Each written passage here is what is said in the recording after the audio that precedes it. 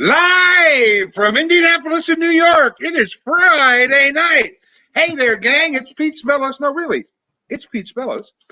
With Breakfast Anytime, improv and sketch comedy. Welcome to PopCon After Hours, as we once called this. PopCon 2021. We hope you're all having a great day at the convention center with 2 more fabulous days of PopCon. If you haven't been there yet, popcon.us.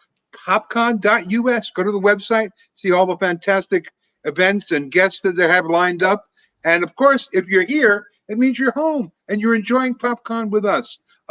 We got our normal gang of crazies here with us tonight. This is actually PopCon number 8. I've been involved in 5 of them.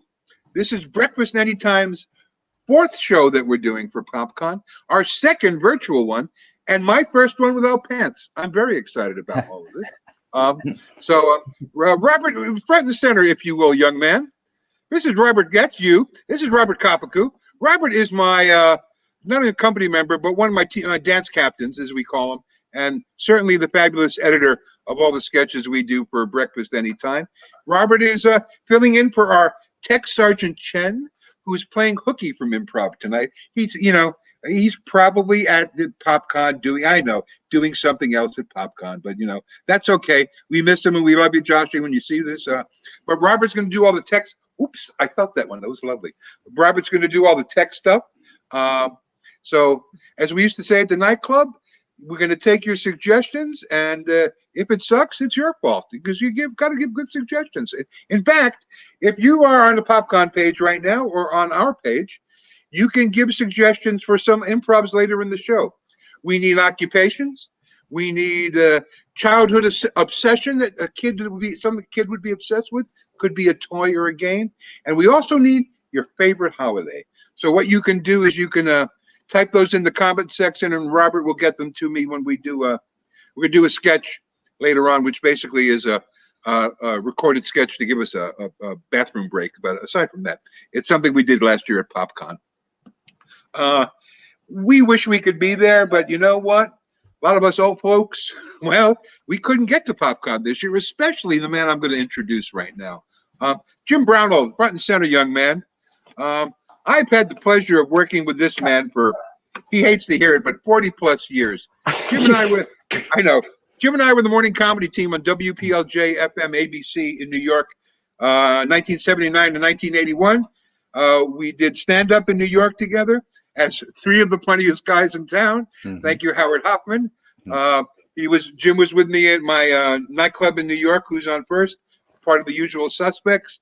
And now to have him, he's in New York, by the way. That's why we're kind of happy we're doing this virtually, because we got Jim to perform with us tonight. How are you, my friend? I am well. It's the weekend. It is the weekend. If I had a day job, that would be really exciting. Remember that Robert Klein line from Fortune Cookies? He opens up a cookie and it says, "It's a good day to ask for a raise." And his response was, if I had a job, I would ask for a raise. So we're going to introduce the cast here, but Robert is going to be my partner in crime, my Tech Sergeant Chen Jr. with all the so if there's a mistake, forgive us. We're new at this game and we're just going to have fun. Sit back, give us your suggestions. As we used to say, smoke them if you got them, have a drink, have a nice cold Coca-Cola and a piece of cake, sit back on a Friday night and enjoy the show. All right, Robert, you can disappear right now. Bye. But he's going to introduce you maybe. Yep. So we play a game called Meet the Cast right now, which is very simple. Jim's going to introduce one of the people in the cast, but the way he's going to introduce him is he's going to describe that person according to what is actually on their screen in foreground and background. So get ready. This is your first musical cue, Robert. And yes, I'll shut my camera off. Ladies and gentlemen, let's meet the cast.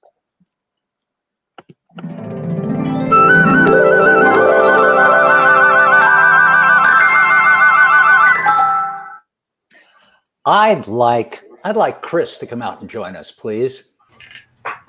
Chris, actually, that's exactly what I looked like about 50 years ago.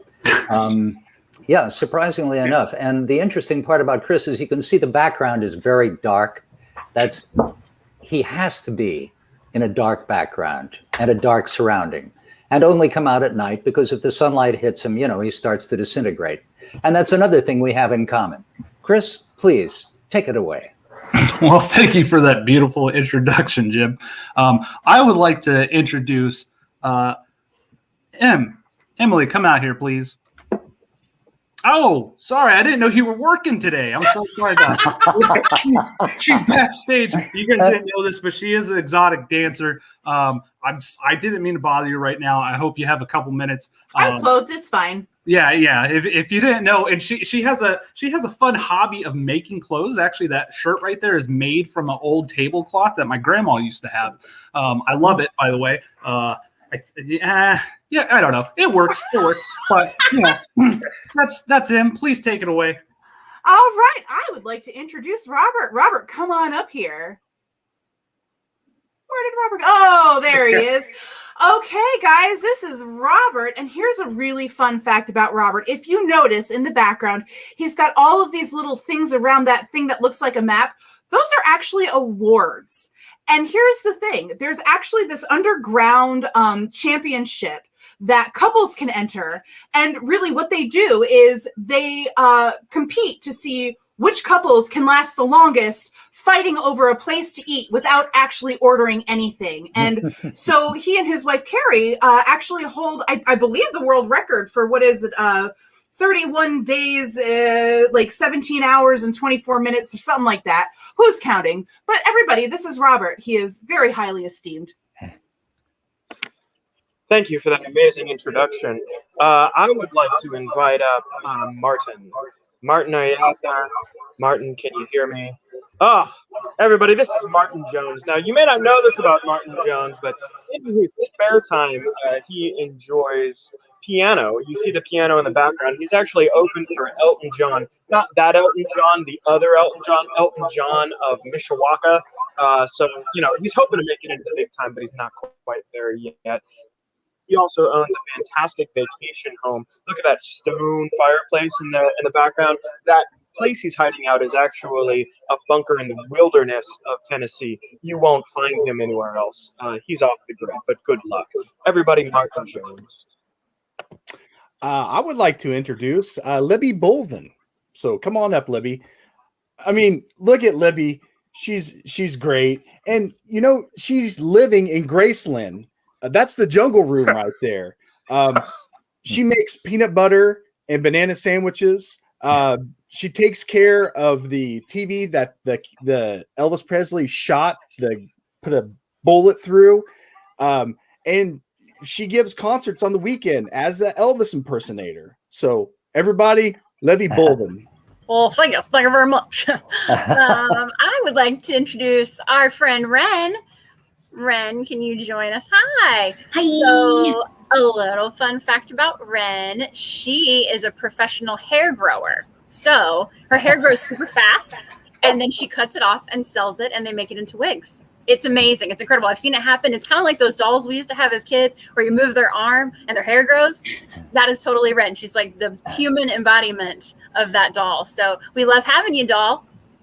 Aw, thank you, Libby. That's so sweet. I'm going to take this opportunity to introduce Jim. What you might not know that Peter didn't share with you earlier about Jim, if he's gonna pop up. Jim, there you are.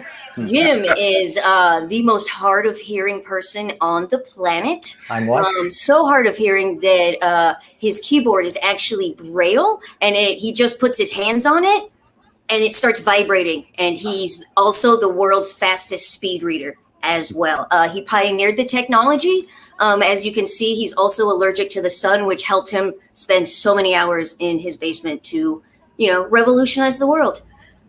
Thank you, Jim. It's a job. You're welcome. Glad to help. And I believe Peter is the only person you haven't met, but I... No, you have to introduce me. It's me. Really? Am I the last one? I think we've got everybody, don't we? Well, then that's the game. Well, then. Everybody come on the screen and wave hello to everybody. Come on, gang. And there is Breakfast Anytime. And while you're still on the screen, a couple things I didn't know about my cast. Libby Bowman, I've known for 5+ years. And now that she's done her Elvis impersonation, she's in big trouble with me. Yeah, she's in huge trouble. That we're going to see that again in some scene. I'm getting her a big old wig. And Ren, Let me see the tips of your hair. Show us the hair. It's still Julie Solaris color from when you did that character. Look at that. Un poquito, And Chris, un poquito. Chris, you do look frighteningly like Jim. It's really scary. Oh yeah, it's getting up there. I love that. That's the first thing he reaches for. Yeah. All right, disappear, everybody, because you're coming back in a second. Except you, Robert. Yeah, no, not Robert. I disappeared. How did that work? I can't believe I did that. Wait a second. There he is. Ah, fat fingers are the devil's playground. I got to tell you. We love political comedy, but obviously not here with Breakfast Anytime. And you know what? People argue about these main issues that are going on in the world. Left, right, red, blue, climate change, flat earth, it doesn't matter. We here at Breakfast Anytime, we like to debate topics that are kind of closer to home for everybody. So let me get two people up front. Who's our first two? I think it's Jim and Emily. I don't have my schedule up in front of me. It is. This is a game we call, get ready, Robert, that's your cue. That's debatable. That would be a music cue. And that would be a music cue when I say that's debatable. Dun, dun, dun, dun, dun, dun. Guys, I found it.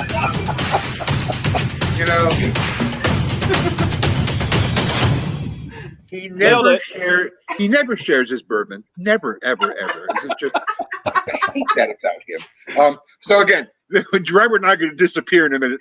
We're going to go in the other room and have a discussion here. But this is a game called That's Debatable. They're going to get a subject to argue about. Now, we don't have our game buzzer tonight. No, not again. Sure, you said that's debatable. I thought maybe it's. Oh, you're improvising now. But this is a game where you usually have a game show buzzer. So I'll just say time, and they'll have to end at that moment. So Robert, let's you and I disappear. I have the magic file cards with all the suggestions that you folks have sent in during the week. I know I have to find my camera button. Very good. All right, Jim and Emily will argue. You are 4. Jim, you'll start. Hot Pockets, go. Hot Pockets are the best. Why? Because they're little pockets and they're hot. All you have to do is pop them in the microwave. They come out, you've got a meal. Okay, it doesn't have any nutrition, but who cares about nutrition these days, right? And the main thing is you can do it fast, because that's what's important. We want our food fast, we want our cars fast, and we want, well, of course, that has to be fast too. And that's why Hot Pockets, and they come in different flavors, different sizes. They're wonderful. Thank you. Oh, There's nothing more abysmal than Hot Pockets. That is just a whole bomb of sodium wrapped in some like weird spongy bread. That's disgusting. And yeah, they're really fast. You put them in the microwave. Have you ever tried to eat a Hot Pocket straight out of the microwave? If you're hungry now, guess what gets on the roof of your mouth? Freaking burnt cheese. Nobody wants that. And then you've got that blister and it just stays there forever. And they all taste the same. Broccoli, cheese, pepperoni, doesn't matter. It just all tastes like a bunch of salty, greasy nastiness. Thank you. And by the way, Spongy Bread was my stripper name. A lot of people don't realize that for many years. All right, next group up. We have Martin and good, it's Robert. And who's starting? Me, I guess. Oh, Robert, okay. You need to know this. It's on your schedule. All right, Martin, you are 4. Crocs, the footwear, go. Crocs are the best. They changed my freaking life. They make my feet feel comfortable. I married my wife because of Crocs. I eat food out of Crocs. I plant trees in Crocs. I put an alligator in a Croc. Oh man, they're just so terrific. They have scales. They have holes. They're named after my favorite animal, a crocodile. Freeze! Robert, you're against Crocs. Everybody hates Crocs. They are criminal. Nobody should be able to wear them. You should outlaw them. In some countries, it's considered inhumane treatment to try to put them on a foot. I'm talking about a little piece of soft plastic that has holes in it. It's like the Swiss cheese of shoes. Why in God's good name would you ever want to put Swiss cheese on your feet? And your feet smell like terrible Swiss cheese. Not to mention everyone can see your terrible, terrible toenails and the terrible foot fungus. I'm not saying you have foot fungus, but if you do, everyone's going to know about it. Thank you very much. Next group up. We're still getting that terrible echo, brother. Who's my next group? I know, no worry. Oh, it's Chris and Ren. Who's the 4? Ren, you are 4. Energy drinks, go. Energy drinks are the best. Do you know you can inhale them? Also, you can drop them in your eyes. They're like the best thing ever. Oh my god. They also come in like all the colors of the rainbow, so they're also pride friendly. And who doesn't love pride? Pride is the best too. Energy drinks. They make the best hair dye too. Did you know that they make the best? And it stays forever. 5-hour energy, 50-month hair color. It's the best ever. Freeze! Chris, you're against energy drinks. Oh God, those things are awful. Why would you want to drink electric piss? I mean, who in the hell thought of energy drinks? All you did is put a bunch of sugar and a bunch of minerals that you don't even know what they are, and you put them in this can. And it's just gross. It looks horrific. It looks like cleaning chemicals. Actually, I would rather drink cleaning chemicals. I think Fabuloso is better than energy drinks. Energy drinks don't even give you energy. It just gives you anxiety and heart attacks and cholesterol. Thank you. Very good. And by the way, electric piss was the name of my garage band growing up. A lot of people don't realize that. The next 2 people up are, it's Elvis. And who's with Elvis? Don't make me get up the sky. Oh, it's Robert. Okay. You are, who's 4? Libby, you're 4? Oh, Robert, you're 4. Robert, you are 4. Yeah. Vegan ice cream. Vegan ice cream is the most delicious thing in the world. If you think about it, there's a whole lot of people who aren't able to eat ice cream, but I want to make sure that they can have ice cream. Even this dog over here wants to eat ice cream. You heard him talking about it earlier. He wants ice cream, but he can't have dairy products. So you have vegan ice cream. That's right, buddy. That's what I'm saying. Vegan ice cream is the way of the future when you think about it. It's like a world where you don't even need cows anymore, maybe even robot cows if you think about it. Those could be the things that make the vegan ice cream so that everybody can eat it without any sort of animal byproducts. Thank you. Libby, you're against vegan ice cream. Why vegan ice cream? Just eat regular ice cream. Otherwise, it's not ice cream. What is it? Vegan ice? That sounds disgusting. I don't understand why you can't just eat milk. Just drink the milk. And what if you're allergic to all of those like almonds and coconuts and all that garbage? Like, what are you supposed to do with vegan ice cream that's made up of all of these top 8 allergens? Just eat the ice cream. It's healthier for you than any of those vegan options ever could be. I mean, who is Thank you. It's good to know where we. Thank you. We're having gang just at home. We're having a little problems with the audio, so we apologize if we're kind of jumping on each other here. The next group, right back to 1, Jim and Emily. There we go. Jim, all right. Emily, you're 4. Children's theater, go. Children's theater is the best. You've got kids that are like, you know what? I think I want to be a theater kid. And then you've got the older theater people that are like, yes, you totally do. So you get a bunch of kids. Doesn't matter what their age is. They just get together and they just get to go and be weird and like make really good decisions. And we play with puppets and there's crafts and it's just amazing. And then these Thank you. Jim, you're against children's theater. Go. We're keeping these short now. Oh, come on. The kids, they should be outside. They should be playing. They should have a good time, not memorizing scripts. And what about the child labor laws? What about those child labor laws? And do they get paid? If they do get paid, I want to cut. Even though I don't have kids, I want to cut because I can act short. I can raise my voice. I can go up high and like that. I could fake it. All right. All right. I get a wig, so I look a little bit like Chris. Okay. Thank you. Group number 2, come on up. Robert and not you, Jim. Is it you? I tried. Nope. No, he's trying to sneak in there. You can Robert, understand me. I can't. Robert, you are 4 bunk beds. I love bunk beds. It's the greatest thing ever. If you think about beds, that's where you get your rest. And if you stack 2 on top of each other, boom, bunk beds. It's the greatest thing in the world. Think about where you and your brother or your sister could both hang out. You can make a little pillow fort out of it, put a blanket on the front of it, and then you can pretend it's a spaceship, a bunk spaceship. It's like a spaceship sandwich on top of each other made out of your bunk beds. It's the greatest thing ever. It also enables a lot of imagination. I mean, if you think about the bunk bed setup, Thank you. It also enables you. Martin, you're against. Those are horrible, man. In an earthquake, you could die if the thing on top falls on you on the bottom, and you're always fighting with your sibling over who wants the top bunk. And if they're too freaking tall, you crack your head on the ceiling, and who wants to end up with a freaking concussion? And then they're horrible. They're tiny. They don't make them for grown-ups. They make Thank you. Very good. Next group, come on in. We're knocking these down to 20 seconds. Chris and It's Ren. Chris, you are 4. Dipping your French fries in a chocolate shake. Oh my God! What is there else in life besides dipping French fries in your chocolate shake? I mean, you get the saltiness of a fry and you get that starchiness of a potato, and you mix it with chocolate. There's nothing that makes my inner fat kid feel better than putting fried crap in chocolate. I mean, I want to cover myself in chocolate. I would dip me in chocolate if I could. With Thank the fries. you. Ren, you're against. They are the worst together. First off, Chris wants to jump in it. Anyways, have you ever taken a date out for a chocolate malt and French fries? Everyone gets bloated and farty, and that date is going downhill real fast. Like, you can't even find a good one anyways if that's what you want to do. Like, you know, I'm not going to kink shame anybody. If you want to get farty and bloaty with your love, like, that's fine. But, you know, you can't find good ones anymore. It's the worst ever. Can't even Thank get you. vintage. Hey, very good. And by the way, Bloaty and Farty were the names Jim and I went by when we were doing radio together. A lot of people don't realize that. And finally, Libby and Robert. Who's starting this one? Libby, you are 4 cigars.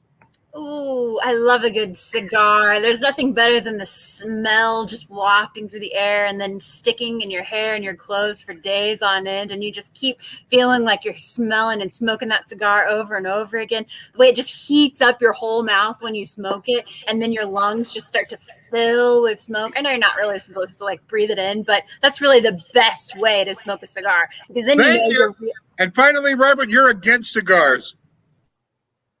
Do you want to die? Because I don't want to die. I don't want to die soon. And cigars will make you die sooner, guys. It's got carcinogens. It's got smoke. It'll kill people around you with secondhand smoke. Also, they can be highly illegal depending on where you're getting those cigars. And if I know Peter, I know he's getting that good illegal stuff. I mean, they taste great, but they're terrible for you, and it's against the law. And I like freedom. So if you hate America, I guess you can enjoy cigars. If you want to die, you can like cigars. But, you know, I personally enjoy living in this free country of ours. Thank because you. I don't hate America. Thank you very much. And that's debatable. That was our first game of the night, gang.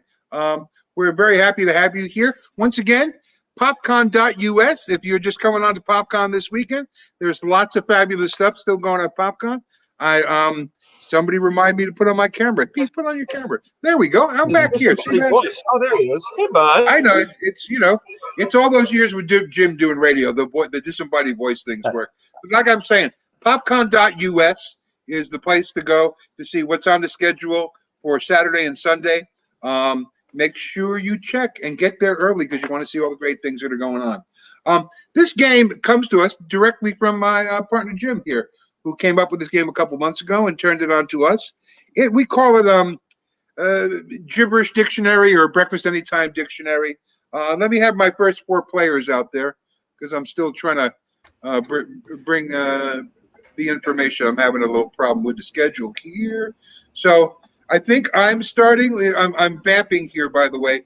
Who's doing the acting out? Emily and Robert. Robert. Okay, great. I was hoping to hear voices in that moment because I'm stalling. Sorry, I am. And Robert.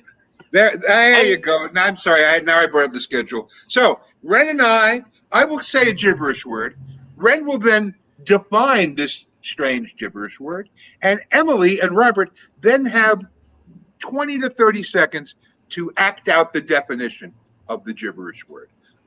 Nobody knows what the word's going to be. We're going to see it right now. And once again, Emily and Robert, I'll yell freeze. You know, nailed it. Dogs and kids and tech guys with an itchy trigger finger. This is how it's going to go, Robert. I'm going to say the introduction. I'm going to go, and this game is called BA Dictionary.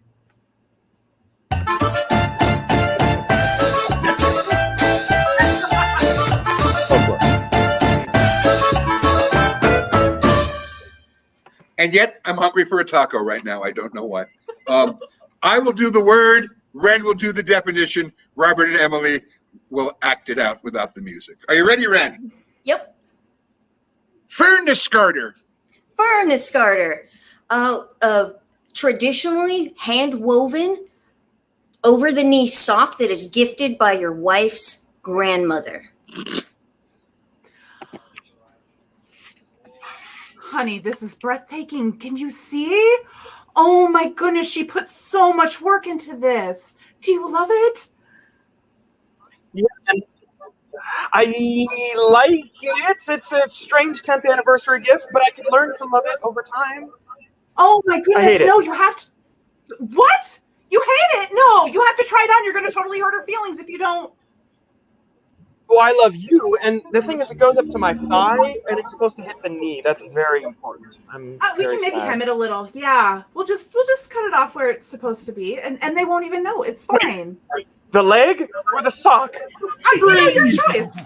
We'll never find out what happens to them. The next group up there, let me have Chris, Jim, Libby, and Martin. Well, you know what? I'm going to make myself disappear for a second. And at my weight, that's really hard. Hey, Paula. You know, someone get the flag. We got to shine off Jim's bald head over there. So Yeah. weigh that down a bit. All right. So, who's doing the word here? Let me look this up. Oh, it's. I'm looking at the wrong page. Chris is doing the does word. I'm defining Jim it. does the definition, and Libby and Martin will act it out. Begin. Von Wiedelschneit. Von Wiedelschneit. That was the man who actually invented the hand grenade. There was a long process in Germany where they were trying different shapes, but he came up with this sort of oblate spheroid chopped off at the ends, and that's the one they used. And that's why it's named for him. Maybe you can give them the shorter version of that definition. It's a hand grenade. Thank you very much. Can you pause the pen? I thought it was the posted pen, but it is not. It's a square. It's not a round. This is the wrong shape. I want to kill the enemy, but I cannot because I need to cut this down and make it round so I can throw this thing. Let's take a sandpaper and we will shape it. Sandpaper shall work. I will cut the side and I throw it and the enemy they blow up and they not get hurt too bad, but just right there. Can you Freeze! Very, very good. Very good. Now we know why the Germans lost the war, ladies and gentlemen, right here, because of those hand grenades. My next group, please. And by the way, oh, there she is. There's two. There's three. That means there's one more coming. Martin and Emily, Chris and Ren. Huh, there they are. Martin, begin. Chinkogaba. Oh, Chinkunaba is the fine art of lacing a shoelace with a frayed shoelace.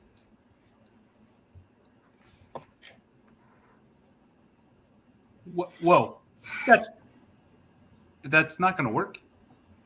You know, maybe if you weren't always breathing over my shoulder, I could maybe get it done. Lacing a shoelace with a frayed shoelace. You know, you just don't have any respect for art or creative vision at all. No, art makes sense. It's just that's dumb. You're dumb. Your shoes are dumb. I'm sorry, I didn't mean I'm wearing sandals. Freeze! Oh, bless you guys, I misspoke. That's right. And the last one is Libby and Robert with Peter and Jim. Oh, it's me. Oh, look at this. I got to turn on my camera. Hey, and Robert, will you yell the freeze to let us know it's over? I will indeed. All right. Here we go. You have to unmute yourself. Genevalexia. Genevalexia. That feeling that you're not where you're supposed to be. I'm hanging off the tree here, Bob. I didn't expect this on our weekend. Well, I figured you could get all the way to the top, but I think your weight might have been a problem. Well, I should have waited. Is that what? Wait a minute. What are you saying? I'm saying that you're larger than the average person in a notable way. Well, I thought you wanted me to get to the top of the branch so you could, take one of those selfies with me. That was the idea, but you see now what you're doing, you're making the tree bend over, you see. because of Wait a your minute. weight there. Wait a minute. No, wait, come back. Let me hear. There you Hey, go. hang it. Well, There I'm you starting to go again. Do that again. That No, was no, fun. wait, no, come back, little Sheba. Come There we go. back. I love a little visual comedy. That kind of worked out. Yeah. Well, just remember. Did you hear that? Yeah, the beep, the buzzer. The freeze. Yeah, I heard that too. Yeah, He I said heard freeze. it. Yeah, there we go. Oh, there we go. Freeze. Oh, good. All right. We're It's on having a too much. delay. I know it is out on a delay, and next time, and we're gonna get Libby back here to do her Elvis impersonation. So I'm kidding, unless she's gonna make a face at Thank me you right. very much. Oh, there you go. I don't have to see it. You're in such trouble with me now that I know you can do that. Oh, I'm so happy. All right, the next game, Robert. How are you, Robert? Oh, I'm good. There's a lot of buttons and levers to pull, and I got a little hipster going on a little wheel. It's a lot. It is a lot, but we really thank you for jumping in there and filling in for Joshy tonight to do all this. I don't know if you folks know this, but most of you folks who are in Indianapolis do. We have a fabulous zoo here in Indianapolis. And it's been rough. The pandemic has been rough on the animals too, and everything's just starting to open up. So get ready, because this is going to be a cue, Robert. We figured that why don't we take a trip down there and interview some of the animals today. By the way, how this game is played, the players coming on don't know the animal they're going to get, and they don't know the emotional state they're going to get. So, Robert, let's take a trip down to, and that's a terrible sentence, at the zoo.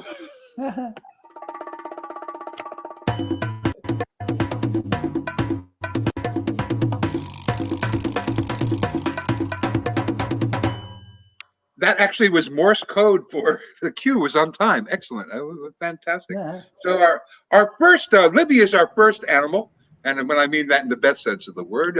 And a lot of people don't know this, but Libby is a surprised polar bear. Did you see that Coca-Cola? No, what? It just came out of nowhere. No, really? Yeah.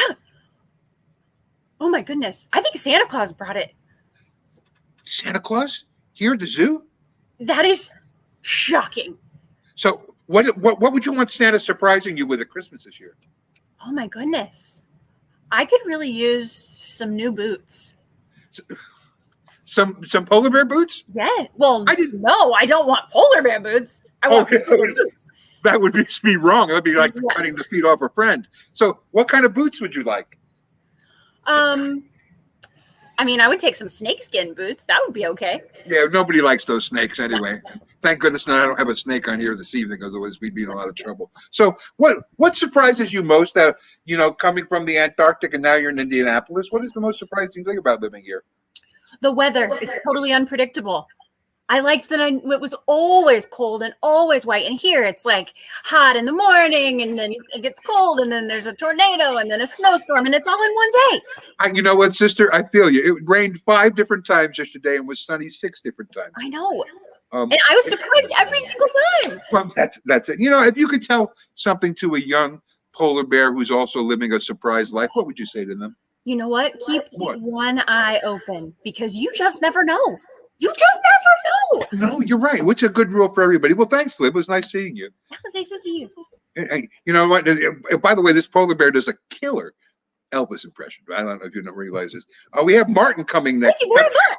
Oh, there we go. That was at a higher register than I expected. This is Martin, and Martin is our lonely zebra. He's the only one we have here at the zoo.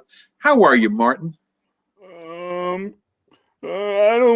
I'm lonely. I don't have anybody to snuggle up to. Well, I understand. Well, I'm here to talk to you now, Martin. It's okay, but we've been trying to get you another zebra. Did you have a family back in Africa? I did. They shot me with a dart, and they put me on a boat, and then they brought me over here. That's the same way I got married the same way. I'm sorry. I've always wanted to ask the zebra a question. Are you white with black stripes, or is it the other way around? Or is the stripes, what is your natural color? I prefer white with black stripes with black-white stripes. with black white stripes, so like an NFL referee, sort of. Yeah.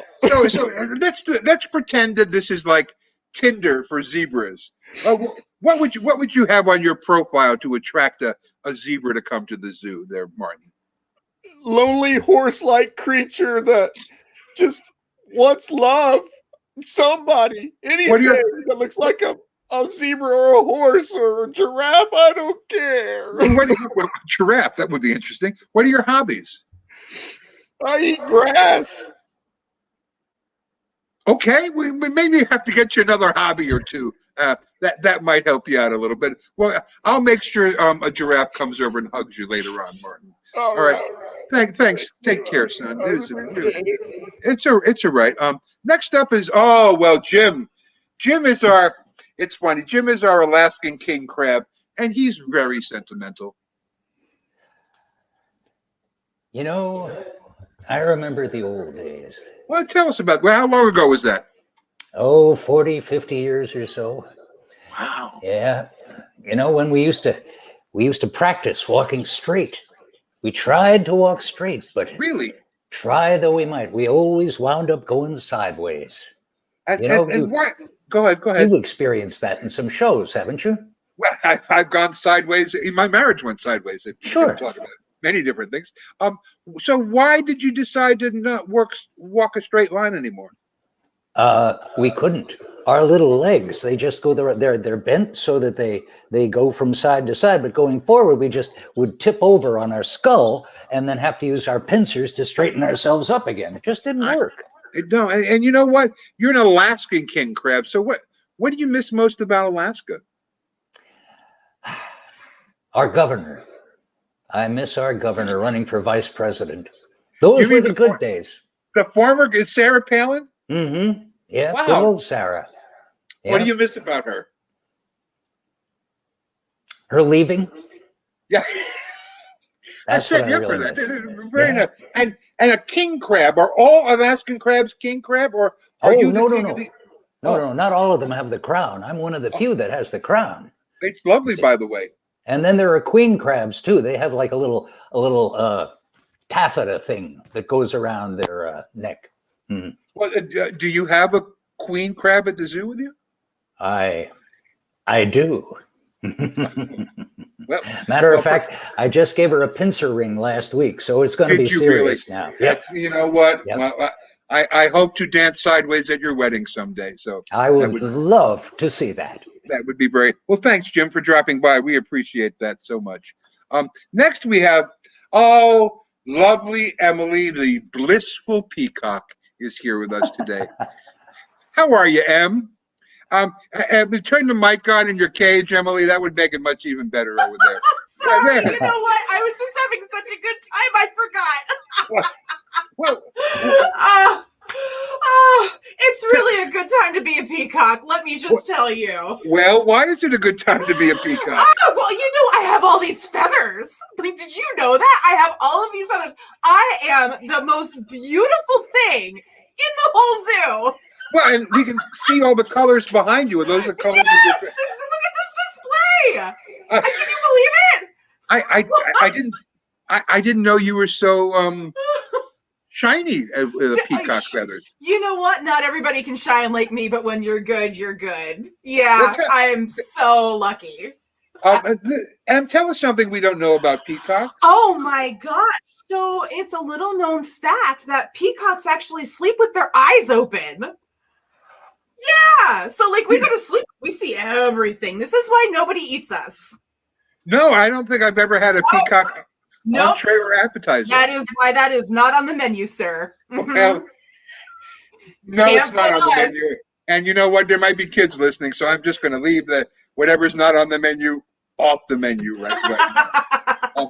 Something you'd like to say to a peacock of foreign nature, a peacock who hasn't enjoying the bliss that you enjoy? Oh my gosh. If you are a peacock and you are feeling down in the dumps, just stop it. Stop it, guys.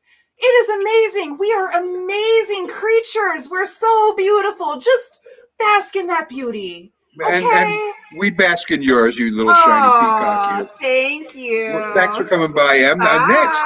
Bye. She's adorable.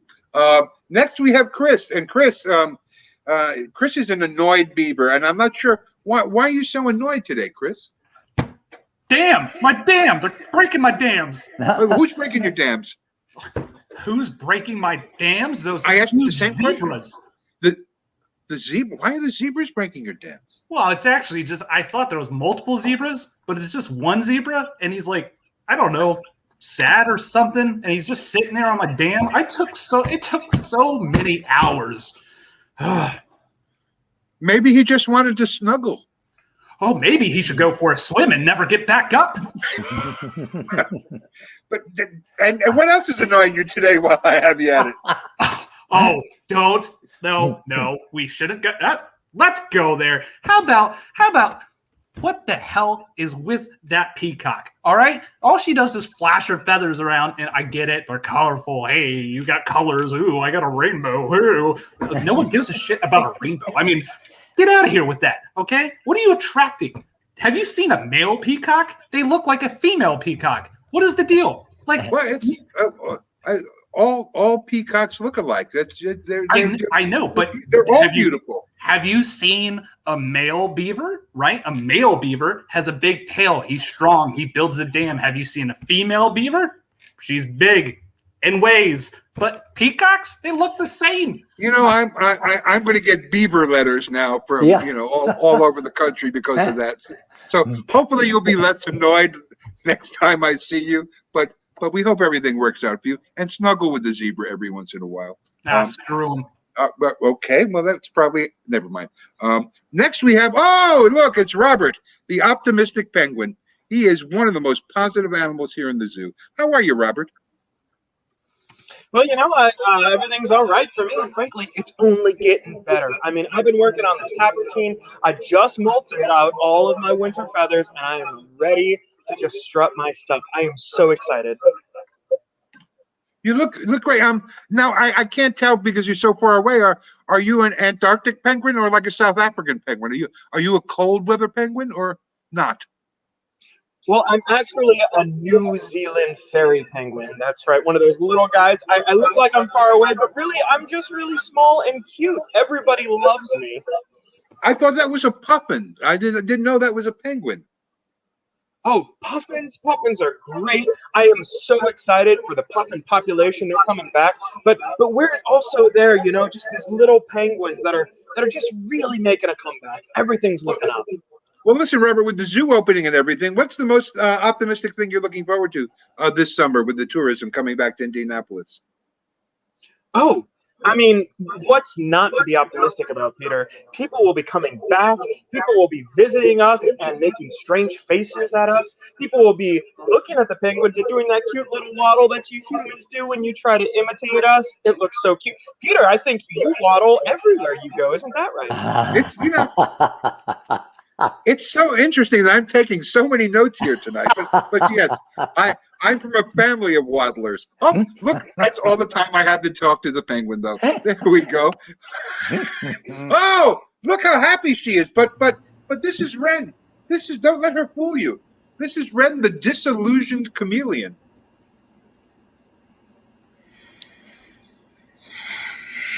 How are you, Wren? Questioning reality. Why? What's even the point? Well, what is the point of a chameleon? We're stuck in these enclosures, these boxes. I'm in a box. Polar bear, giant enclosure. Gets freaked out where a soda can floats by. What's the point? I'm in a little box. Kids tap on the glass all the time. I'm done. But you change color. You can look 1,000 different ways. The insect of 1,000 faces, they call you. Yeah, when you want to dress up and look like your food, yeah, then we can talk. I don't like to look like flies or crickets. I'm a chameleon. I'm stuck in this box. So tell me, who do you like to dress up as? David Bowie. That would make sense. He was thin like you, and which Ziggy Stardust David Bowie or the Thin White Duke David Bowie? Any David Bowie, because David Bowie could transcend anything. He could do whatever he wanted. I want to do whatever I want, but I'm trapped in. It's okay. There's no point to being mad. So what would you say to a chameleon on the outside who's living the La Vida Loca? Come bust me out of the zoo, man. I'm really helpful. I can do David Bowie impressions. I'm really good at parties. Did you want to do a David Bowie impression for us right now? If you come save me, I'll do it. Okay, that's a fair trade. I'll let you off the hook on that line. Oh, good. I'll see you soon then. Thank you. Okay, well, I'll see you soon. Don't worry. And finally, every zoo should have a pair of animals that are mated for life. And our two swans, Jim and Libby, have been. How long have you guys been married? 35 years. 35 years. Jim, are you also from the South? 35 wonderful, glorious years. No, Libby, you seem to be rolling your eyes. I mean, and why am I talking like Southern all of a sudden? It's just kind of contagious. Yep. So where did you guys meet, Lib? Oh, there were some people having this crawfish boil, and so we just rolled up on that, and one thing led to another. Jim, do you remember that meeting? This gorgeous Not swan that way? well. I think there was a certain amount of alcohol involved. Well, he was surely drinking. He's always drinking. Well, you got to do what you got to do. That's why our marriage has been so successful. Drinking has kept a lot of marriages together. We do realize that. Oh, yeah. Why are you guys so separated right now, though?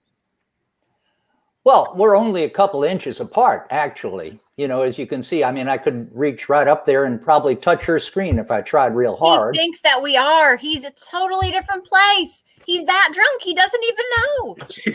Let me just have a little sip of White Lightning here. I'll be right back. I'm clearly in the woods. I I left 3 days ago. He doesn't even know. I think he's in the woods, too, in many ways, though. I knew there was Amen. something missing. Oh, it's you. That's right, honey. Listen, say something loving to your wife so we know that you guys really are swans that mate for life. Honey, nobody holds my head when I'm sick like you do. And Libby, go on. Say something. Come on. You do love him. 35 years. Come on now. You do have a pretty nice beak. Thank you. You know what? We're going to go out on that line. And he does have a nice beak.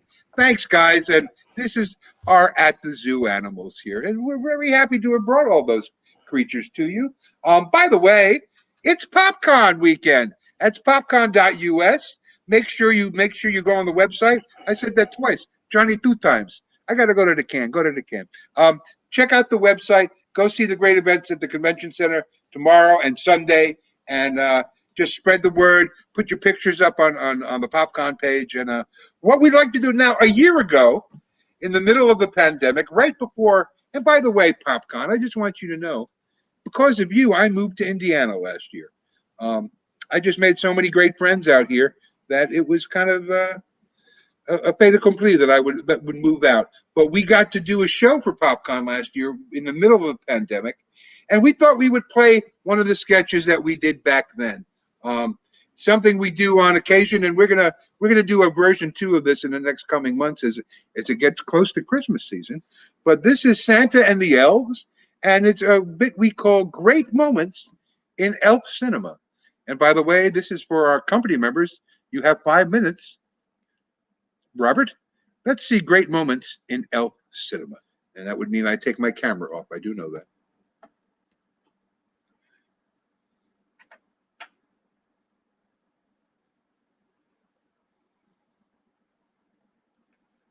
I'm going to talk till we see the picture, just so you know that there's a...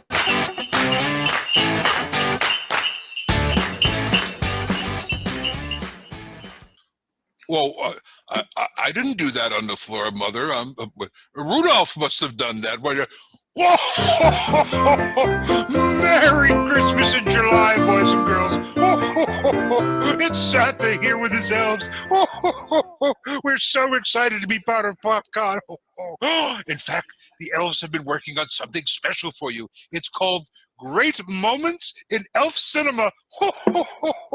Let's watch. I'll clean it up, Mother. Don't worry.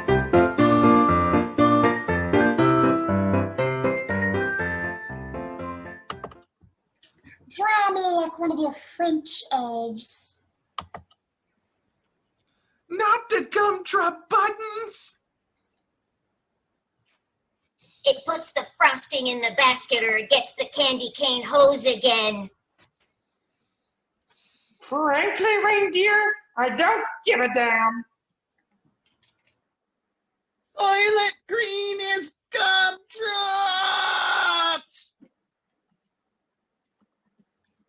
Who's looking at you, Blitzen? Elf. James Elf. I'm gonna get you and your little elf, too.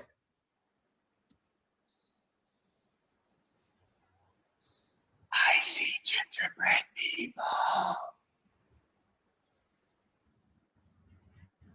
Look, I am your father, Christmas. We're gonna need a bigger sleigh. Hasta la vista, Blinky. Put your gumdrops together and blow. The hoof? You can't handle the hoof! Take your stinking hoofs off me, you damn dirty reindeer! Elementary, my dear Blitzen. I picked a bad day to give up reindeer glue. Leave the reindeer. Take the cannoli. I'm gonna make him some cookies he can't refuse. I've always depended upon the kindness of reindeer. Rudolph, I have a feeling we're not in Kansas anymore. You talking to me? You talking to me? There's no place like home. Depot. Mama always said life is like a box of snowballs. I'll be back in the back of the sleigh. Here's Grinchy! Mrs. Claus, we'll have a problem. What's in Santa's bag? Say hello to my little friend! Hi! I love the smell of Santa in the morning.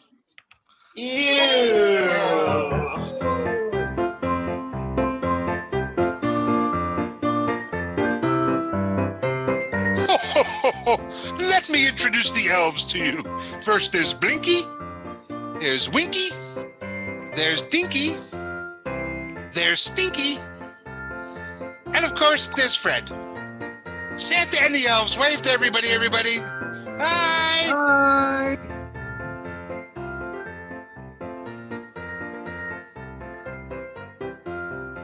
And of course, our boy Josh Demery was Stinky, I think was his elf name.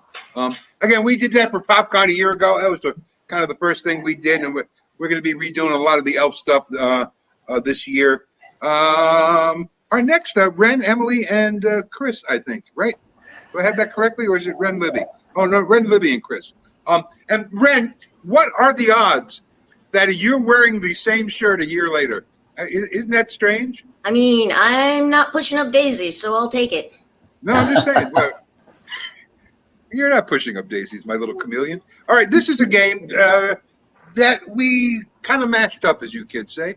We have a game we love to play called Alphabet, where they have to alternate sentences starting with A, B, C, D. And we have a game called Storytelling. But this is called Alphabet Storytelling. Don't play the music yet. Where they have to start a story. I just wanted to warn Robert. Libby, I believe, is the initiator. Her sentence begins with A, Ren's with B, Chris with C. We go all the way through the alphabet. Don't worry, kids. They have it written down in front of them. They know the letters of the alphabet. We're going to take a suggestion that came in from one of the listeners about their favorite holiday, which is Christmas. So this story will be entitled Bob's Special Christmas. And it goes something like this. Aardvarks were everywhere. About the same time Aardvarks showed up, so did Bob. Christmas is the holiday they're all here to celebrate together. Didn't anyone tell them that this was the best Christmas ever? Everyone came slightly prepared. They had presents for everyone, except Bob. Forgetful they were about Bob's present. What were they going to do?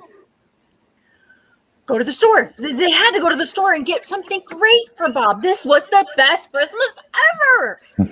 How could they forget? They had to find the best present of all time. I know they must have got me something, Bob thought to himself. Just then, all the animals appeared with piles of presents. Knocking their hooves on the floor, they dropped their presents, and all of them were wrapped, ready for Bob. Landed right there in a pile that kept growing as big as a tower. Many of the presents were actually growing. Nobody seemed to notice until the presents started to sing. Ominous music played in the background as they sung to Bob. Petrified. Bob didn't know if he wanted to open those presents. Quickly, the presents felt so bad and guilty, they started to unwrap themselves for Bob. Remains of people fell out of the presents' wrappings. Skeletons were everywhere. Thank you for releasing us, Bob. We're going to destroy the planet for you. Uranus came crashing towards the Earth. Very little could be done at this point. Welcome signs were what Bob started to hang because this Christmas was going one way. Oh, X-ray beams shooting everywhere. What are they going to do? You got me! You got me! Cried Bob. Zoinks! This is the Christmas no one will ever forget. I'm okay. I'm okay. That's just a beautiful Christmas story. I'm sure it's the Christmas story none of us expected. But I'll remember it for a very long time. Next, get ready, Robert, because we're going to go right to the music cue on this one. We're going to play a game called Man in the Street. We've done this many times before, but we're going to turn it over to our reporter in the street right outside the Indianapolis Convention Center where PopCon is going on. So let's go live to our Man in the Street interview.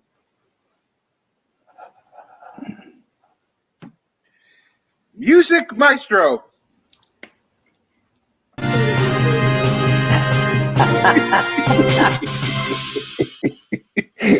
Remind me never to take another job in cable television again. Hi, this is Man in the Street, and I'm your host, just in case, because you need a host, just in case. We're here at the Indiana Convention Center, where PopCon is going on, where we're going to speak to some of the people who have come in and come out, or walking the streets of Indianapolis. It's a beautiful night. It stopped raining for 9 minutes, so let's see who's going to be our first person up here. We're just waiting for someone to come over. If the producer could send someone over. Yes, young woman, what is your name? Hi, I'm Kimmy. Hi, Kimmy. You have a last name? Yeah, I am Kimmy Filipovitz. Kimmy Kovalovitz. And Kimmy, Yeah. what do you do for a living? I'm actually the PopCon news girl.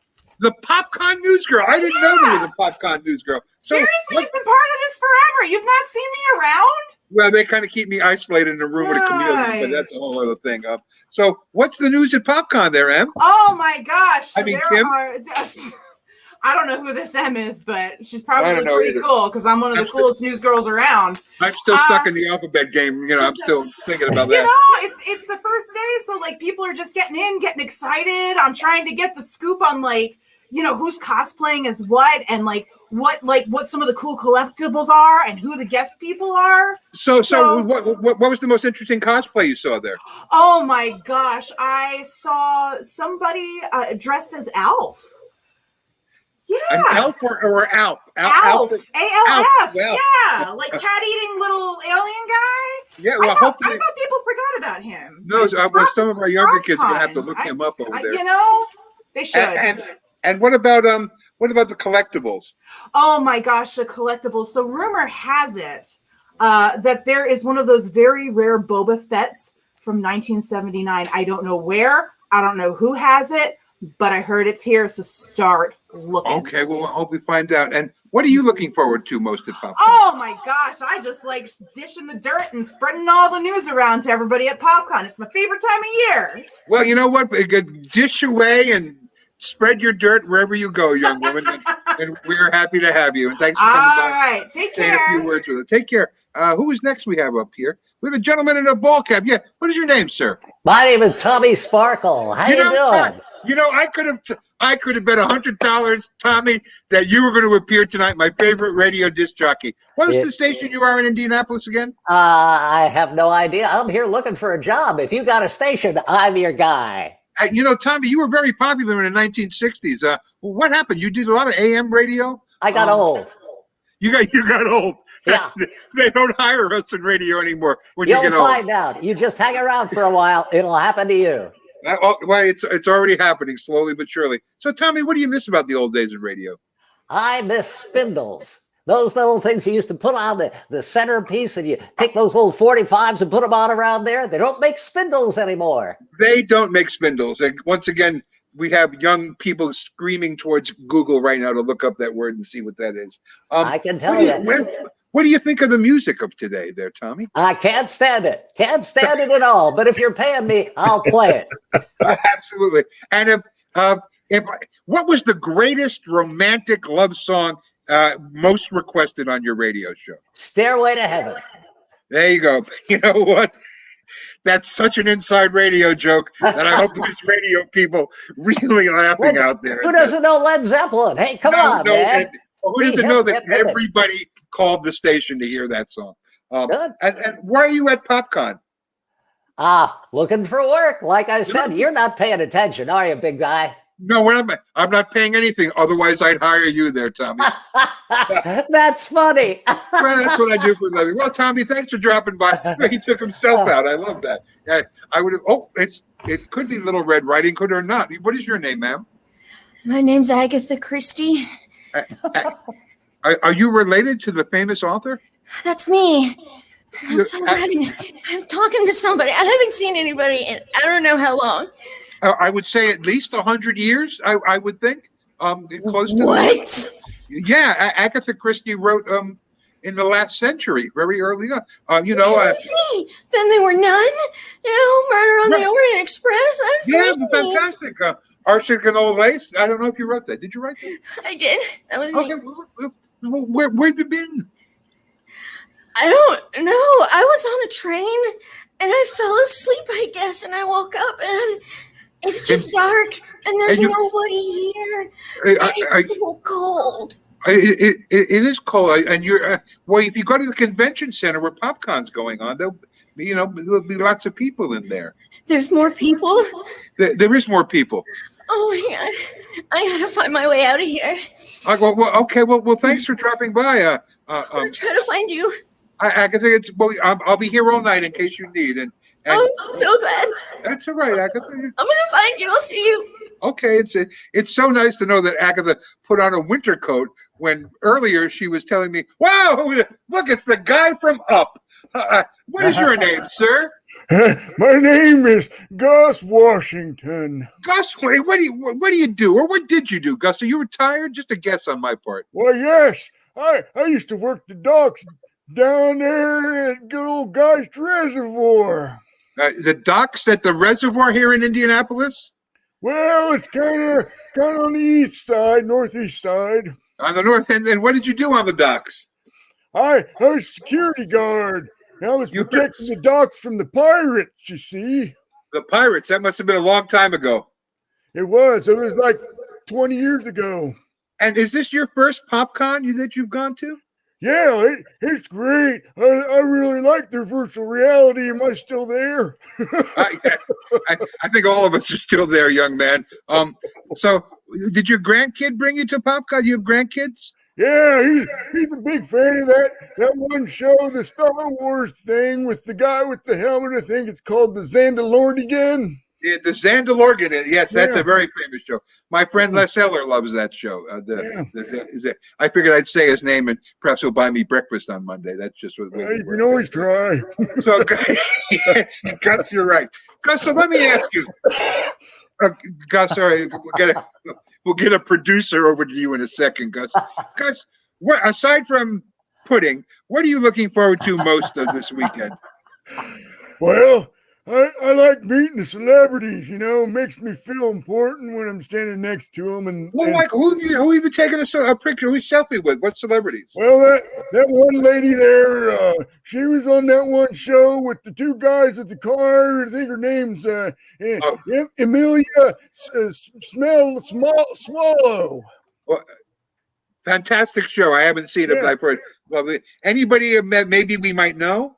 Well, there's some Power Ranger guys and a guy from the parks and the Squawker Recreation.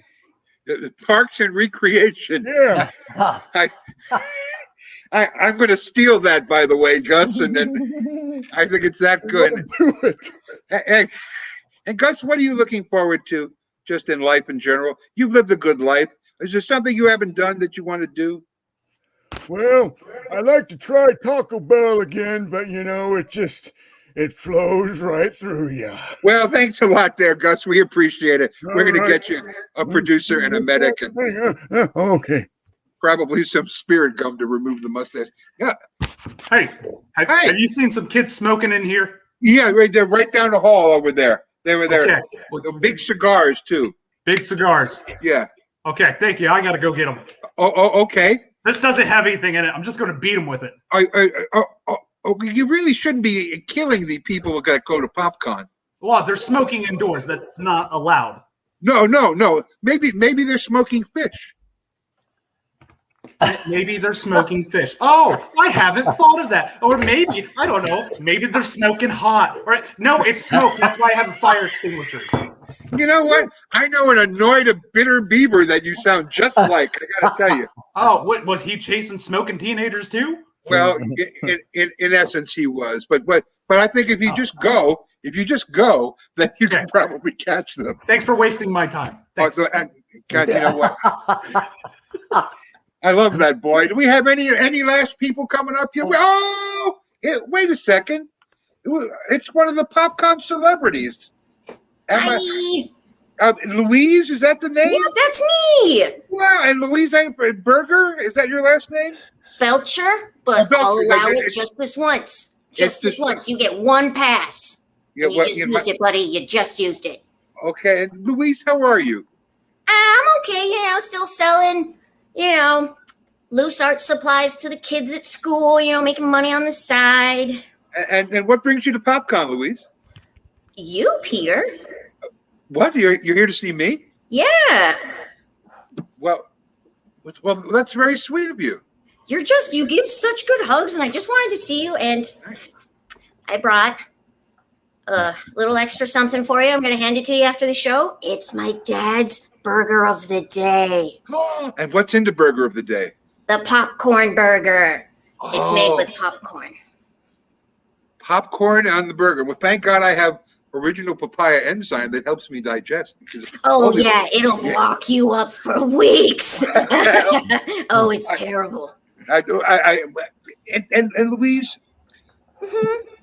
your relationship with your siblings and your mom is okay? You know, you can't choose your siblings Yeah, I know. or your parents really, so That's true. they'll do for now. So, what are you looking forward to most of the rest of PopCon this weekend, aside from me, of course? Getting more sweet face masks. You know why? Why? Because you can keep selling the same loose art supplies to the same kids over and over again, and they're You know so what? stupid. They just keep buying them. The That's- dopes. Well, I applaud your capitalism, young woman, and thanks for dropping by today. We really appreciate it.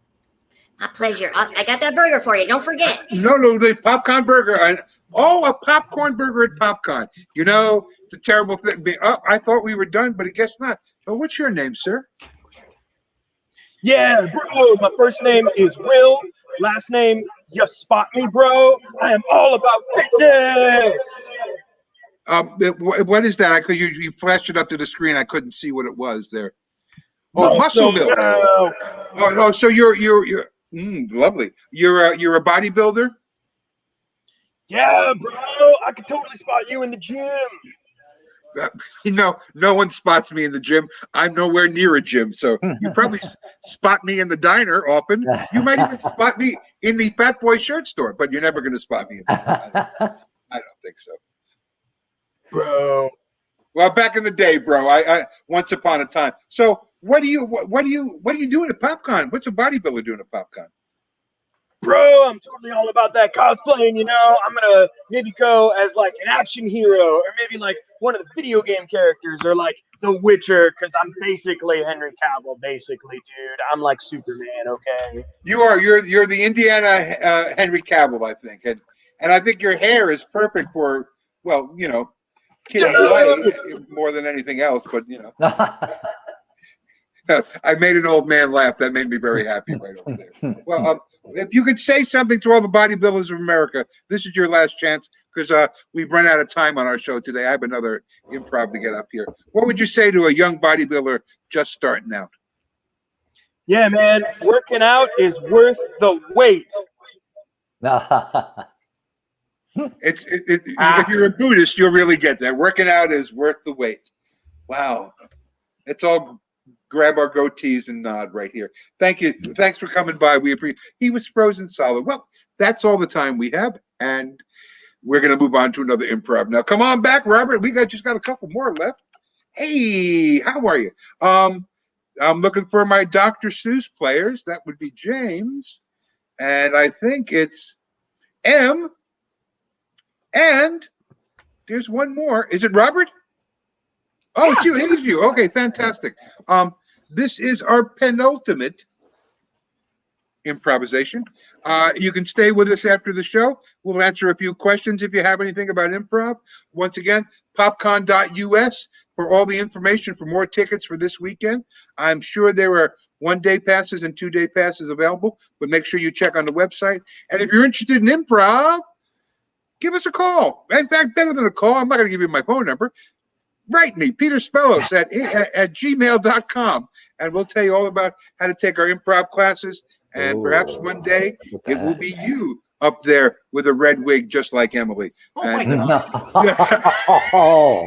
I work hard for this hair, Peter.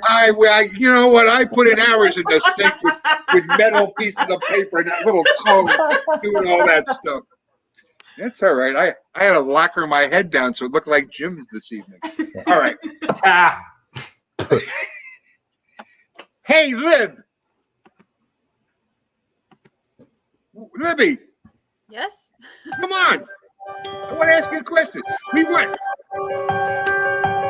No. Anybody else hear that? That's my entrance music. Josh Demery, if you're listening to this, please come home, Josh. I want you to give us the suggestion, because we didn't get a suggestion for a thing a child is obsessed with. My child is obsessed with toy trains. And how old is your little boy? 2.5. He's a beautiful little boy, too. Thank you. She has a great son named Pax. So toy trains. So as you know, Dr. Seuss does the greatest kids books, but also this year, Dr. Seuss had this problem with some of their books being banned. So we're going to do the non-banned version, the first one, and then the banned version of the Dr. Seuss books. Jim and I will start. I will start, James. This Dr. Seuss poem for you boys and girls. Oh, wait, Robert, let's do the music cue on time. And this is called... I don't know. Peter gets really grouchy when I hit the music. He gets really grouchy when he forgets the music. I don't know if he's going to say the music. Look, I haven't eaten since a few minutes before 7:30, so I'm grouchy if I don't eat every 2 hours. So let's hear the music for Dr. Seuss Unplugged. Attaboy. I'm 2 for 8. I am, like, in baseball hitting terms, I'm killing it.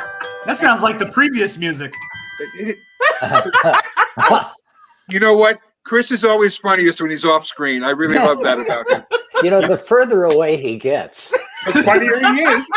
We always say that about that young boy. Look, he looks like you when you were younger. Anyway, we're going to do a couple of Dr. Seuss poems about the same subject of toy trains. Oh, I love to wear my conductor's hat. I always know where it's at. It makes me so happy to put it on. I wear it and I feel like John, the conductor I met at the station. He's the one who has animation. He has the best cartoon books. And he likes to show them to me. And I look and I see all the trains I love so much. They are wonderful to see, but better to touch. And that's why I have ink all of my fingers. It makes me happy, and this I won't linger. I'll run to my toys, and I'll play with them good. Just like a young boy or girl should. And when I'm through with them at the end of the day, I really feel so happy and gay that I decide that I feel like I should sing. And so I do. My voice, it rings across the room and down the hall. I feel so good. I don't want a ball. I want a train to play with, Mom. And if you don't get me one, then I'm gone because I must have my special toy. It's always good for a boy or girl or even a goy. For my Jewish friends out there. We go. Okay, now we'll do the darker version of Toy Train Dr. Seuss. Very good, James. Good for you, Peter. And me también. Ready? Begin.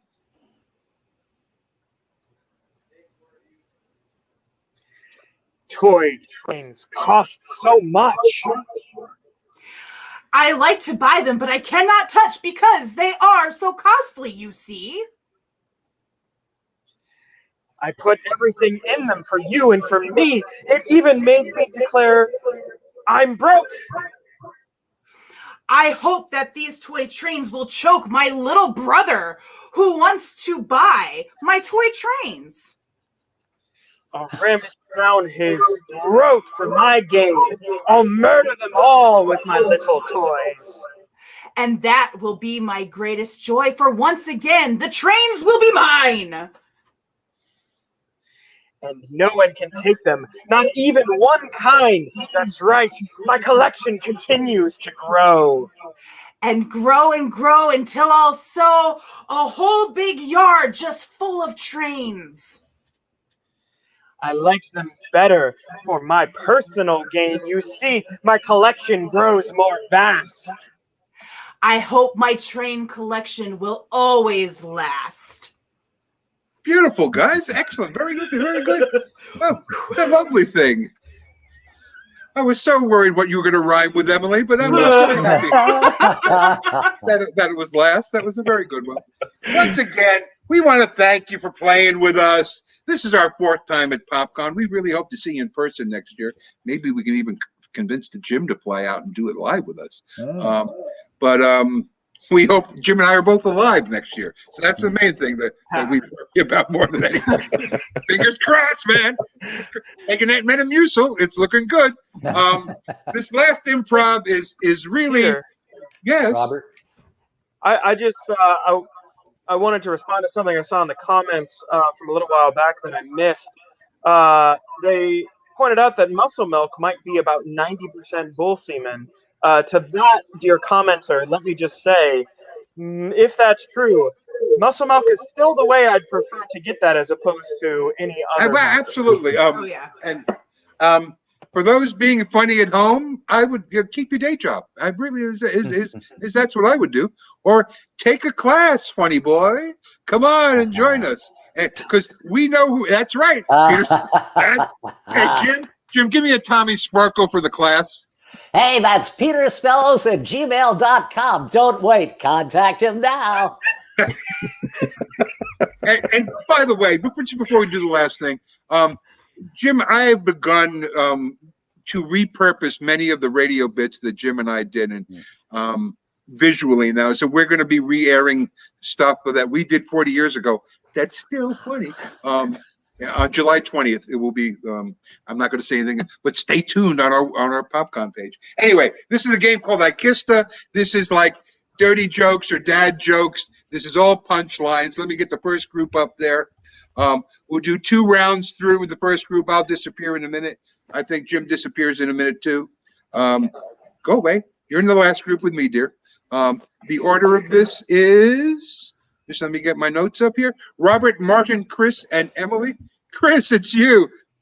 I love you, man. I'm going to disappear. I'm going to disappear. So the first thing you kissed is a swimming instructor. Go.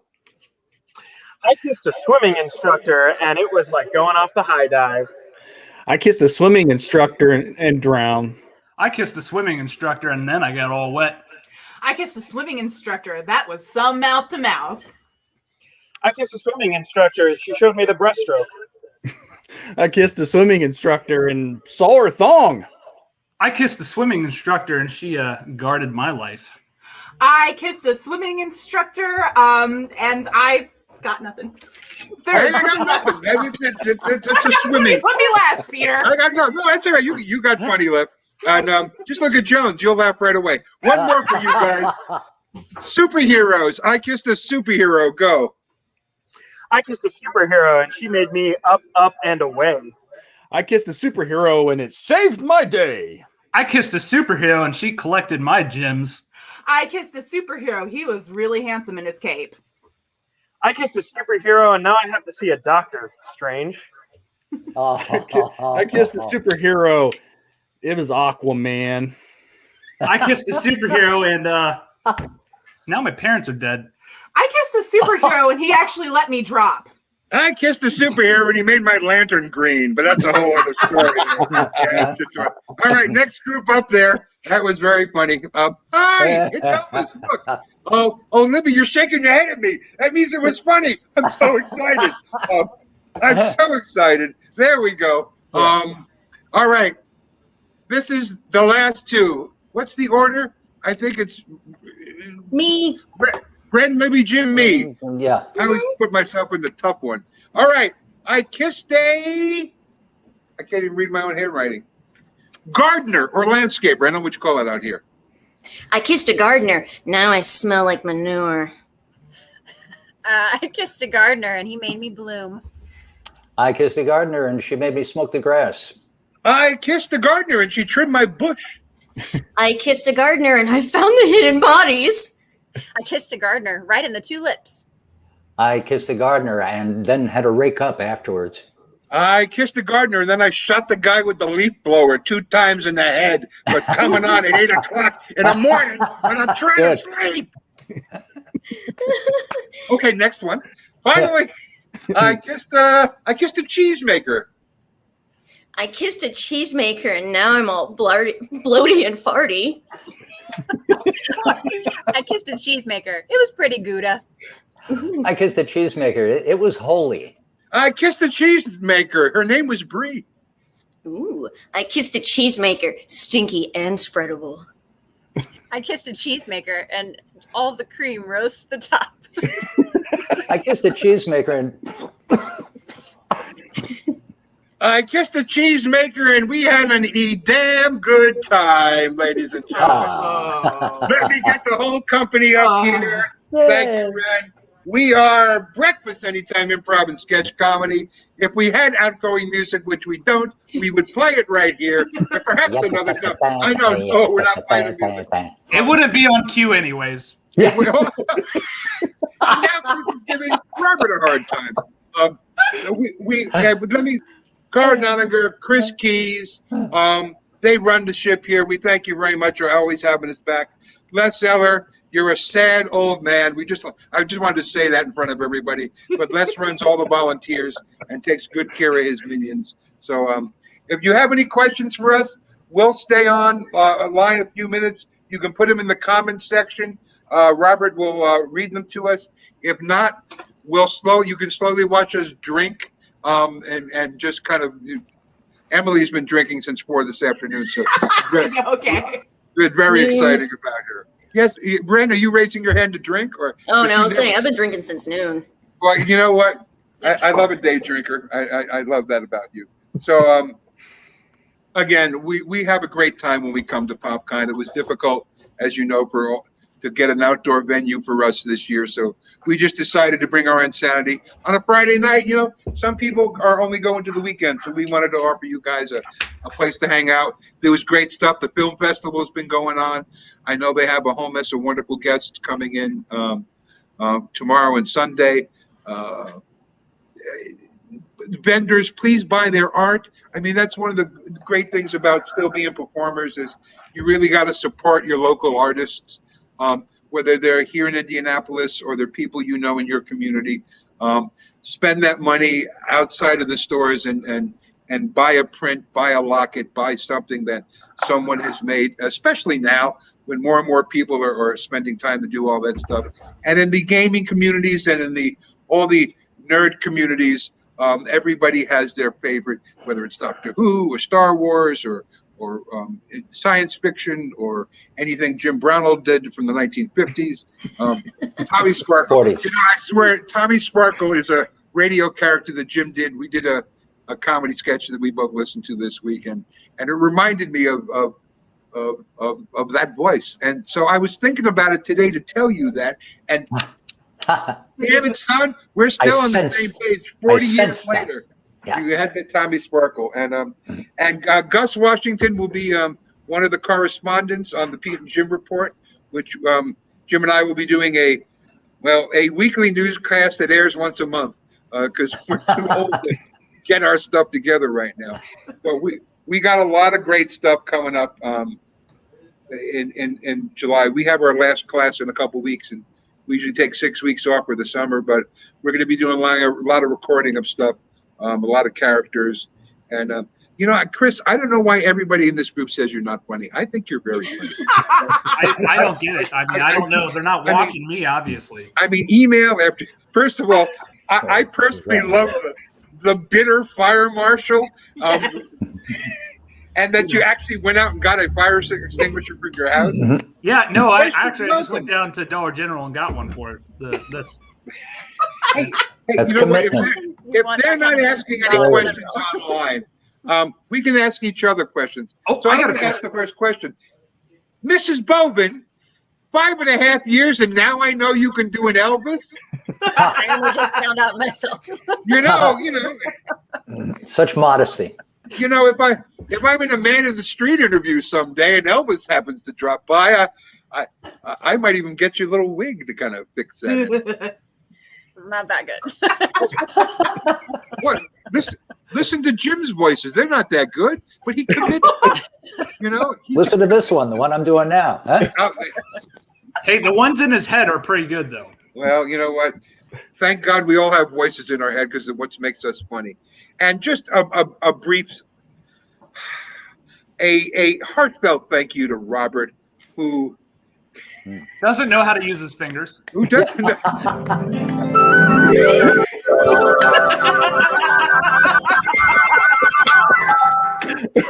who did not. It.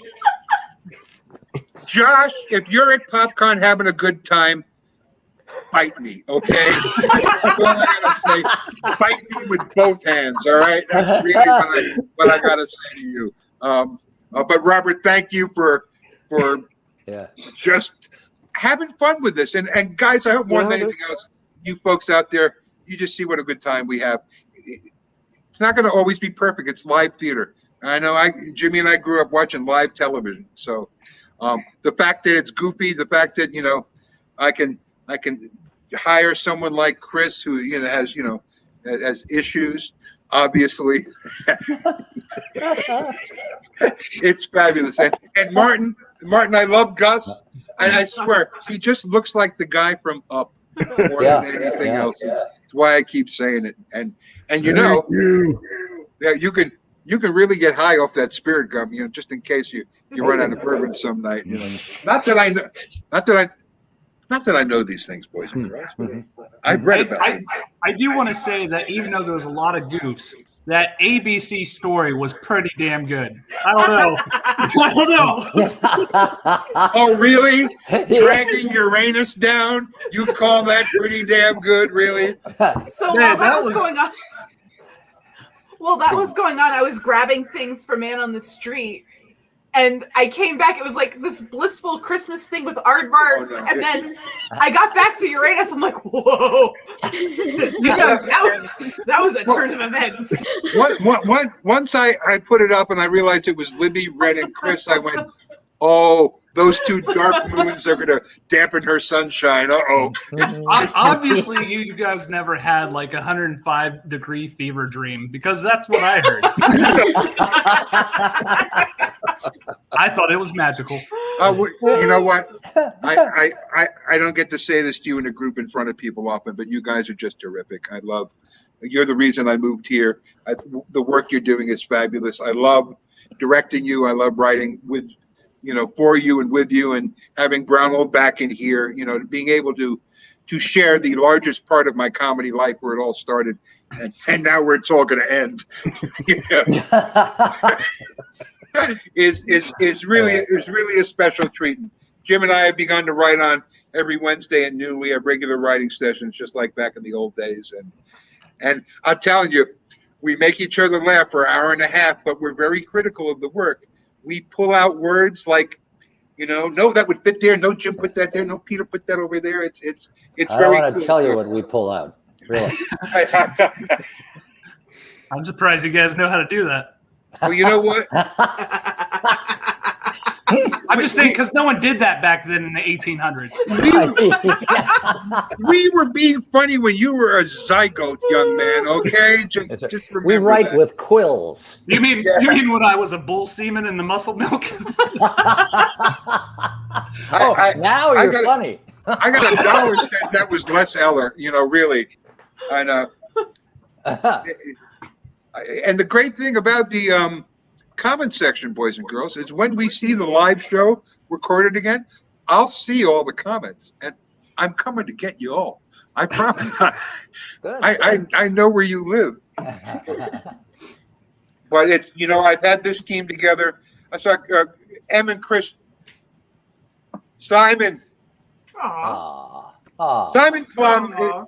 If it wasn't for Simon Plum, I would not have a career again. For 2 years, he chased me down. He ran a convention in England called Auto Assembly that actually, when he left and sold and moved on to TF Nation, he chased me down to be there. And I was going through, some of the rough period that I had when I first came back. But he brought me to England, and if I'm not in Indiana, which I love and will be here for the rest of my life, I would have moved to England because of that. So, Simon, thank you. And Trish, I love you, Simon's wife. You know what? He is. We call that George. Let me finish first of all. Simon, thank you, brother. I really appreciate that. And I hope your health is just fantastic. Thank you. Georgie, we call that a 5 o'clock hitter in baseball. It means during batting practice, they hit nothing but home runs. But when the game comes, zip, zip, zip, zip, zip. That's all they get. And by the way, PJ Boba said that. Well, we're part of Emily's review, Brendan. Hi, guys. In fact, let me take off my shirt here. You know what? My group made that group sound together. That's what I was hoping for. But again, Simon. By the way, Simon's in England, so it is 2:30 o'clock. He's up in. Man. Oh no, no, Simon, don't get mad at me. He's in Wales. He's not in England. I don't. Okay. Oh, that's the same thing, right? Oh, yeah. First of all, you can piss the Welsh off because you'll never understand what the hell they're saying. So, and I almost used the F word there. I had to edit myself, realizing I'm still online. And by the way, that's 3 shows in a row that I have not dropped the F bomb. Good for you. What, Frank? I so wanted to say, blank off in that moment, Jim, but I couldn't because we're still live and we never know who's listening. Do you need us to change the size of the bomb for you, the shape of the bomb, and drop it? Or... No. The F bomb, it's, in New York, Libby, it's a noun, it's an adjective, it's an adverb, it's everything. It's everything, right? It is everything. It's like spicy mustard. You just put it on everything. Anything else from the audience, Robert? Anybody whining, asking us questions or anything? Saying anything at all? We're past. I am, by the way, way past my bedtime. So this is very exciting for me to be up this late. My 2-year-old only just barely fell asleep. So. Good. No, see that a boy, Simon. There we go. Absolutely. I'm going to come. I am going to come to Wales someday. I am hoping, Simon. Just so you know, the plan is 2022 in Liverpool. I'll teach my classes in England in Liverpool in 2022. That's a beautiful thing. That's what. That's why. You don't remember Sayonara Paulie, do you, Jim? We wrote a bit about Paul McCartney getting busted in the Tokyo airport. I played the announcer and you played John Lennon laughing hysterically at Paul McCartney. Oh, look at who got arrested. By the way, this is what it's going to look like at the old age home for Jim and I. Just kind of going over all the stuff that we did, for a lifetime. Yep. But yeah, I hope to see you next year, Simon, when I get back over to England.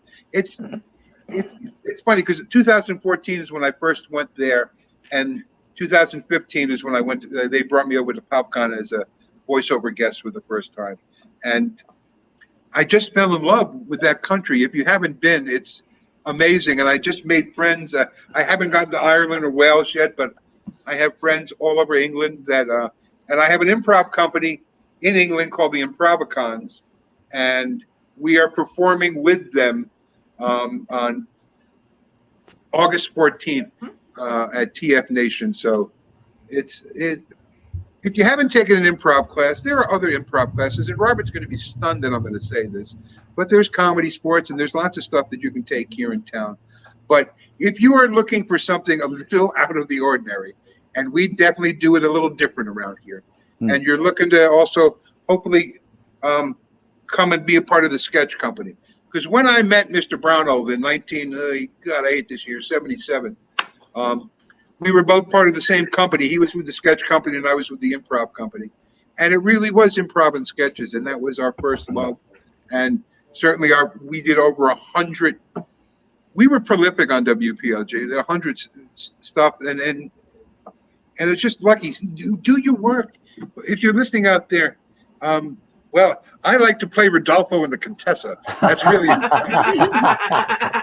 that is, and Rodolfo is the chauffeur. All the time. I can't keep my eyes off you.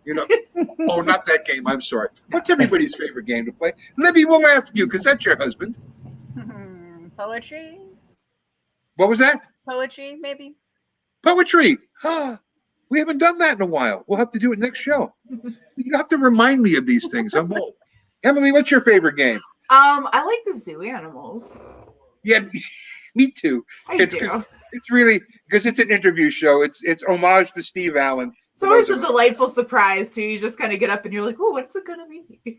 Well, I went for some weird animals this time. Yeah, and there's a chart of emotions that I work with that has like 900 emotions on it. So I always kind of mix it up. Yeah. Chris, aside from Uranus, what do you find funny? Uranus. Thank you, sir. No, I Kista is probably my favorite. Usually I'm good until someone throws some stupid shit like superheroes, but usually. I don't know. Who doesn't want to kiss Jason Momoa, by the way? Oh, right. That's the best. Seriously. Why would you be disappointed about that? Y'all know you want to feel those strong arms just holding you close like nothing can get you. Don't lie. Now, are you talking I about told me, you not Ren? to read from my diary. Stop it, Ren. Ren, what's your favorite game?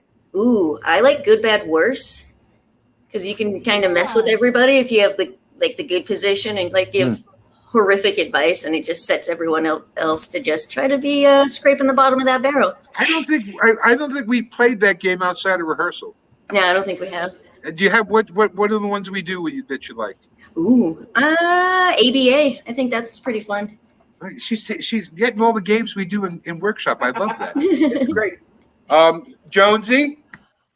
Man in the Streets. I love characters. He loves men in the streets. I love Men in the Streets. You might try that in private. I love that game too. But by the way, I loved your chameleon because you got one eye right up to the screen tonight. That was His ring light, it hurt. I hope it was worth it. By the way, people who are still listening, all three of you, this is what we call the post-game show, where we kind of wrap up the day's games and see what we did. Robert, how you feeling? You were swimming. You were in a one-arm rowboat. You know what I mean? It was just a lot of stuff to do, and I was on top of it. And the fact that you kept coming in early, I would think on purpose every once in a while, was we have fun. We don't care. It's not going to be perfect, and that's what we want to make sure you guys know at home. Improv is not perfection. Improv is explosions of laughter and fun. But Robert, what's your favorite game that we do?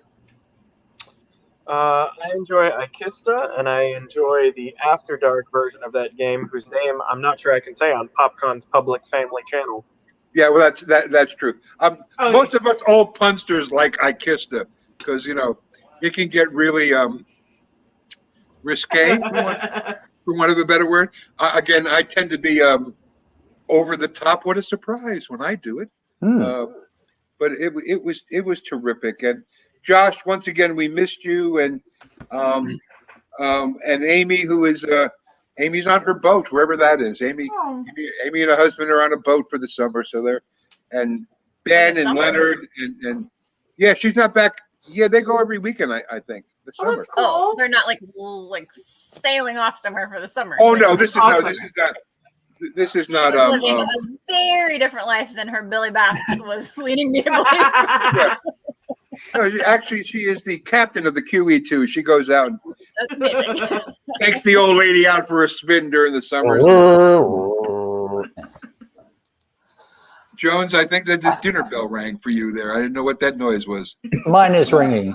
This is delightful, but I must go. We have long ended our stay here on the PopCon channel. James, I'll see you on Wednesday. It's a date. It's a date. The rest of you, I will be speaking to you to set up recording sessions with everybody. Robert, I see you Monday for editing. Can't wait. What we have in the pipeline, guys, is really exciting. Libby and M and Ren, Shakespeare Weather Ladies. I can't wait to give you the one-liners for all that. But we'll be recording that in a couple weeks. Thank you, Chris. Thank you, Carl. Thank you, Les, and the volunteers who are working at PopCon. We love you guys. We're sorry we couldn't be there in person, but thank you for letting us be there with you now. Jimmy, have a great dinner. We'll see you guys too, soon. guys. Delightful. Take Thank care. you so much. How do we do this? No, we might be still on. He has to kill the stream. Now we can tell all those